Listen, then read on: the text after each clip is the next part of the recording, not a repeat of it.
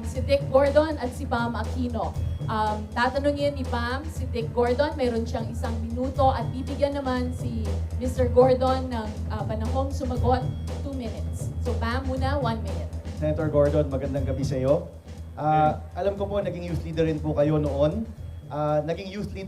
noon. Yes. Marami po sa mga tumatakbo ngayon, mga kabataan, no? From councilors to mayors, governors, even po sa Senado. Ano po sa tingin ninyo ang pwede maging role ng puwersa ito ng mga kabataan papasok po sa gobyerno at manunungkulan po ng maybe for the first time or for the second time, ano po yung maipapayo po ninyo bilang isang senior senator sa mga kabataan po na naghahangad rin na manilbihan sa ating bayan? Thank you, Bam. That's a very good question. Sa mga kabataan, make fear your friend. Make the future your friend. Sabi ni Raul Manglapos ng araw, I am youth. I am he who dreams, but I am he who will make your dreams come true. Pero kailangan babalansahin natin yung ating pangarap sa pamamagitan ng pagrespeto sa karanasan. Sapagkat tayo mga kabataan kuminsan ay lumalabis pagka tayo ay masyadong enthused. Hindi masama po yan.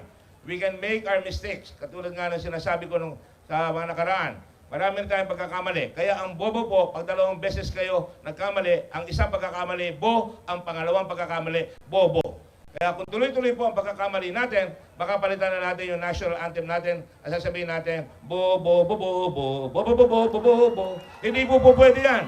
Kailangan panahon na po na ayusin natin ang ating bansa na ang bata marunong tumanaw, marunong tumingin ng issue at marunong ipagtanggol, lalo na sa Senado, you would have to have karanasan, wisdom, and experience para you can investigate, you can make laws, and change our country.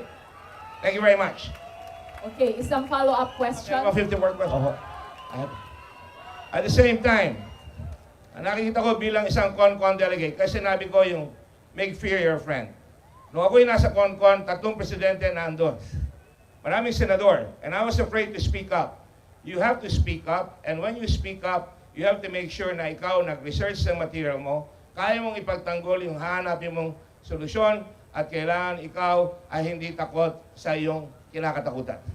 So it's important na ang kabataan talaga ay makilahok. You cannot be complacent. At importante dito sa atin na kailangan hindi tayo nanonood, kailangan tayong lahat ay nakikilahok, kung hindi tayo ay magiging outsider katulad ni Albert Camus na estranghero tayo sa ating bansa. Maraming salamat, Senator Gordon. Natutuwa po ako na sa pananaw niyo po, pwede talaga magtulungan ang mga kabataan at yung mga senior senators po natin. Ang tanong ko po sa inyo, kunyari po, pareho po tayong umabot sa Senado. Well, hopefully, kung pareho po tayong umabot sa Senado, ano po kaya ang mga pwede po nating gawin? Saan po kaya tayo pwede magtulungan? Ano kaya pong mga bagay-bagay ang siyang pwede ho nating iset aside ang politics, iset aside ang party politics at doon po magtulungan para sa ating bayan? Kasi po ako, naniniwala po ako na ang ating mga nanununo, mga pinuno, kailangan po talagang magtulungan para sa kapakanan ng ating bayan. Senator Gordon. Alam niyo po si Senator Gordon, hindi po ako destructive. Ako po kahit na sinong Pangulo, makikipag-cooperate ako. Kahit na sa Senado, ako'y naandun, kailangan itulak natin ang mga batas. You have to listen, you have to also assert yourselves. Sa Senado po ay mabagal na proseso. Kaya kailangan talagang paghahandaan nyo. May mga senador kung magkamisan ayaw maging-pagdebate. Minsan naman may mga senador na nanonood lamang dahil wala silang kapasidad na talagang makipagdebate.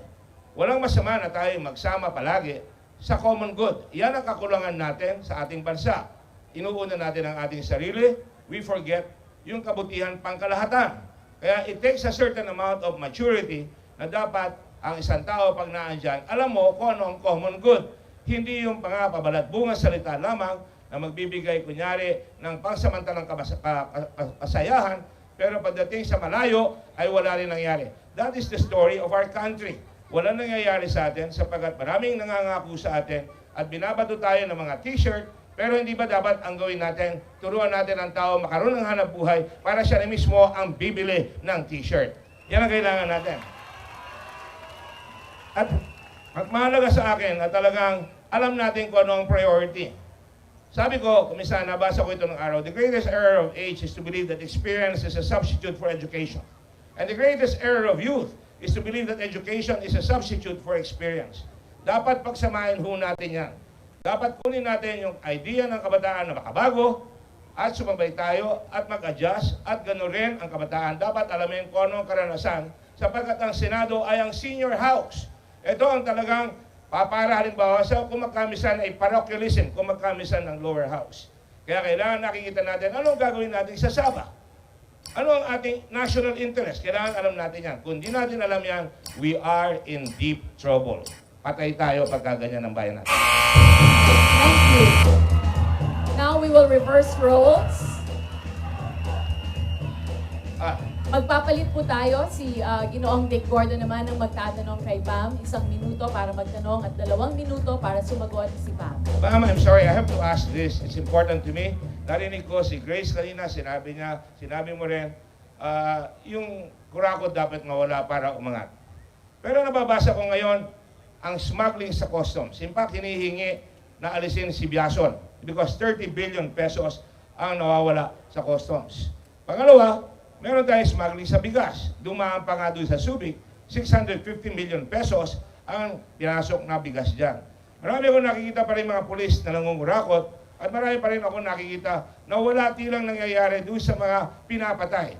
I think there was about 1,750 Filipinos who were killed by motorcycle riding gunmen. So, sa akin, hindi porke inalis si Corona, wala ng korupsyon. And I'm sure you understand that. Kailangan tuloy natin yung laban sa korupsyon. And I will be with you and the President when they do that. But how do you answer the fact na 3 taon na ang administrasyon na ito ay bakit walang kuryente ngayon sa Mindanao? Hindi ba dapat na-anticipate yan? Bam, you have 2 minutes. Maraming salamat, Senator Gordon. Napakarami niyo pong sinabi at napakaraming tanong, no? Pero siguro po, isa-isahin po natin.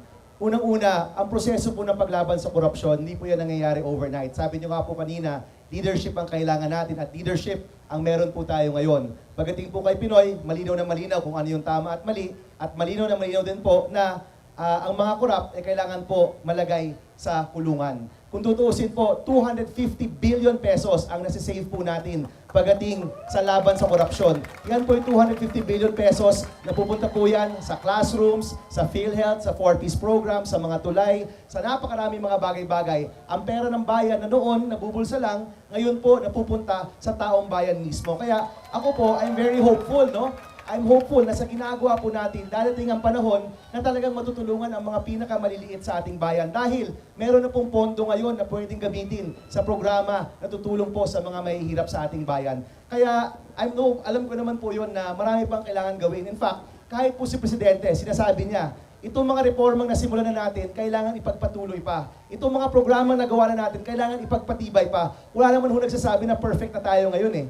Pero ang tanong ho dyan, itong mga nangyayari na kailangan ipagpatibay pa, sino po ang kailangan niya na tutulong doon? Hindi po ba ang mga Team Pinoy members po yon? Kaya para po sa akin, ang mga nasimulan ng buuin, no? Ang nasimulan ng buuin at gawin, wag na pong tanggalin pa, wag na pong ibuwag pa. Let's build on what we have. Let's build on the gains so far. As you've seen naman, maganda po yung arangkada ng ekonomiya. Marami po tayong gains pagdating sa korupsyon. Huwag na po tayo bumalik sa dating gawi. Let's move forward with our President, kasama po ng mga Team Pinoy members. Maraming salamat po. Alam mo ba, Follow up. I'm with you on that. No? I'm with you on that. Hindi ko hinaharang. Ang nagsasabi niyan, dyaryo. Ang nagsasabi niyan, 30 billion ang nawawala sa smuggling. Dapat gawang kagad ng aksyon kung talagang matuwid ang daan. And I believe, gusto natin lahat yan. Hindi lang kayo. Gusto namin yan. Pangalawa, kung may namamatay, dapat meron tayong solusyon, lalo na doon sa mga motorcycle killings. Just this month, siguro mga 6 na ang pinatay. Sa Taguig, may pinatay, may bata pa tinamaan, 14 na taong anyos, katulong gulang. Doon sa bandang Compostela, sa Katiil, may babae na pumasok doon sa DSWD, kinuha yung mga bigas kasama niya. Pag uwi niya doon sa Katiil, lumabas siya doon sa kanyang meeting, 2 motorsiklo ang tumambang sa kanya at pinagpapatay siya. Ang pangalan niya ay si Cristina Jose. Hindi ko sinisisi ang Pangulo dyan. Pero kailangan, ang sabi ko, may liderato, pero kailangan may resulta. Ang nakikita ko, kulang tayo sa resulta, and I'm willing to help.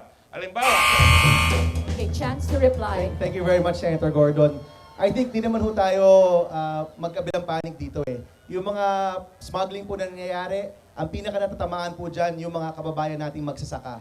Kapag merong agricultural products na smuggled, sila po ang pinaka nahihirapan. Kapag meron pong smuggled na iba't ibang mga oil at iba't ibang mga bagay-bagay po, yung ating mga industriyang Pilipino, yung nanganganib po. Kaya I think we all agree, no, kailangan ho ng stronger enforcement of laws, kailangan po ng mga mas malakas na pag-i-implement ng mga batas natin. Hindi ho tayo nagkakaiba dyan. We agree. Pero ang tingin ko po, doon lang po tayo siguro magdi-disagree, doon sa sabi ho nyo na walang resulta. Kasi malinaw naman po na mayroong resulta. I don't want to sound like an apologist for the President, pero kung tutuusin po, mataas na po yung ang ating investment grade, ang ating ekonomiya best performing in Southeast Asia, second best only to China in the whole Asia. Ngayon po, yung international community nagbibigay po ng investment sa ating bansa. Hindi ho pwedeng sabihin na walang nangyayari. Marami ho nangyayari, pero tama po kayo, marami pang kailangan gawin. At ang tanong po natin dito, sino yung grupo na pwedeng magpapatuloy ng mga mabubuting gawain na ito? Siyempre po, simulan po natin yan kasama po ng mga member ng Team Pinoy. At palagay ko po, I really believe this, no? Meron pa tayong kailangan pang gawin eh. Hindi pa po tapos yung laban. Nung umupo po si Pinoy noong 2010, hindi naman ibig ko sabihin nun, magic na lahat eh. It's a work in progress. Tuloy-tuloy po yung laban dyan.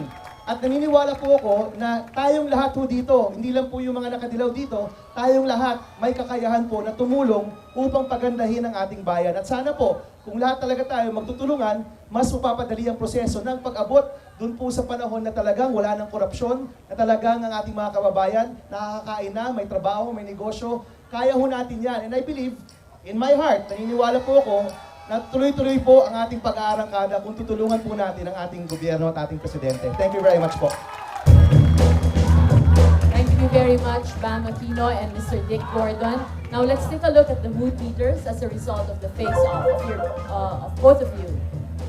For Mr. Dick Gordon, we have 39% annoyed, 35% happy, 21% inspired, and 5% angry. Kay Bam Aquino naman, tayin natin, 60% annoyed, 30% happy, 3% inspired, 7% angry. Thank you very much. Ngayon po ay dadako tayo sa ikalawang bahagi ng ating debate.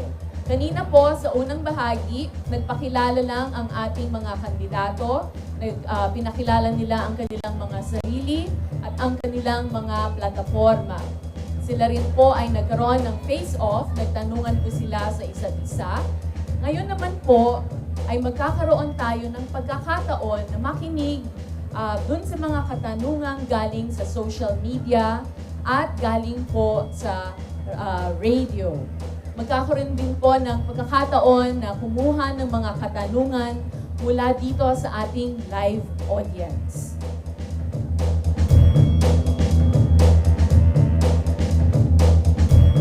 For those who just tuned in, the debate is live streaming on Rappler.com. We also have a team live blogging and live tweeting the event. We are also live on 120 radio stations all over the country on radyo natin on the FM band. So magkasama po both